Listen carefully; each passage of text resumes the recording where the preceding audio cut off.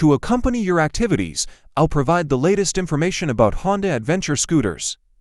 In this video, I'll review the Honda ADV 350. Hopefully, this information will provide you with accurate information before you purchase one. What's new for 2025? Honda kept changes evolutionary to maintain the ADV 350's appeal without overcomplicating it. Rear suspension upgrade. Spring preload-adjustable remote reservoir shocks improve comfort on uneven roads, absorbing bumps better than the previous setup.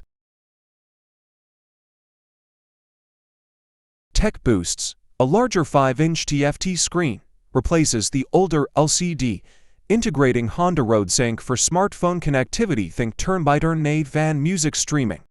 Auto-canceling turn signals add safety, and the glovebox now has an LED light for nighttime rummaging. Convenience tweaks. USB-C port for faster charging, and the smart key fob for keyless ignition. Convenience tweaks. USB-C port for faster charging, and the smart key fob for keyless ignition. Compliance. Minor engine remaps for Euro 5+ emissions, but power and torque remain.